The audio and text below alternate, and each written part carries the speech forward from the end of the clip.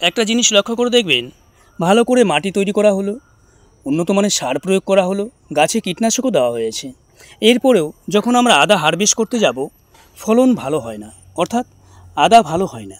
এর মূল কারণটা কি জানেন? তো নমস্কার বন্ধুরা, মাইরূপ মাই গার্ডেন চ্যানেলে আপনাকে স্বাগত। আজকের ভিডিওতে আলোচনা করব আদা গাছে ভালো ফলন পেতে হলে আমাদের কি করতে হবে। আদা চাষ নিয়ে যেন আপনাদের আর কোনো সমস্যা না হয়, আমি রীতিমতো ভিডিও আপলোড করে যাচ্ছি, শুধু অনুগ্রহ করে সঙ্গে থাকুন। দেখুন, আনুষঙ্গিক কিছু কাজ রয়েছে, আমি এটাকে আনুষঙ্গিক কাজ বলি। সার দেওয়া নয়, মাটি তৈরি নয়, বা কীটনাশক নয়, তারপরেও যে কাজটা আমাদের করতে হবে, যেটা না করলে ভালো ফলন পাবো না। গাছের গুঁড়ির মাটি হালকা রাখুন। হালকা বলতে কীরকম? বৃষ্টি হচ্ছে, রৌদ্র উঠছে, মাটি ভিজছে, মাটি শুকোচ্ছে, ওপরের দিকে একটা লেয়ার জমা হয়ে যায়। এই লেয়ারটা যদি শক্ত হয়, গাছে কখনোই ভালো ফলন পাবেন না। সব সময় চেষ্টা করুন যেন পাত্রের মাটি হালকা রাখা যায়। কিভাবে রাখবো?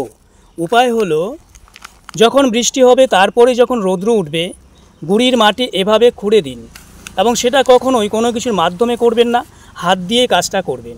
কারণ অঙ্কুর কিন্তু অনবরত বেরিয়ে যাচ্ছে। হাত দিয়ে করলে আমরা বুঝতে পারবো কোথায় অঙ্কুরটা আছে, অঙ্কুরটা নষ্ট হবে না, নতুবা অঙ্কুর নষ্ট হয়ে যাবে। শুধুমাত্র এই কাজটা করুন, মাটি শুকুন আর গাছের গুঁড়ির মাটি হালকা রাখুন, নরম রাখুন। দেখবেন যখন আপনি আদা হারভেস্ট করবেন দুর্দান্ত ফলন হবে।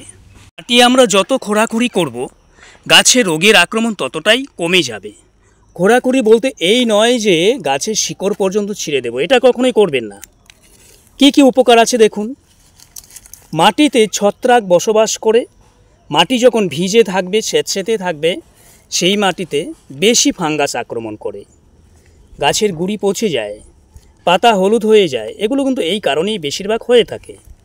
তাই যখন আমরা মাটিটাকে শুকনো অবস্থায় রাখবো, নরম রাখবো, এই রোগগুলো আসবে না। তাহলে এটাও একটা সুবিধা আছে।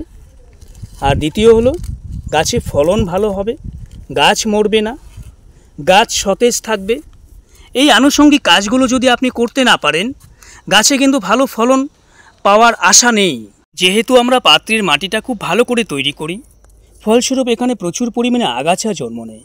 তো যখন আমরা খুঁড়ে দেব, এই আগাছাগুলোও কিন্তু উঠে যাবে।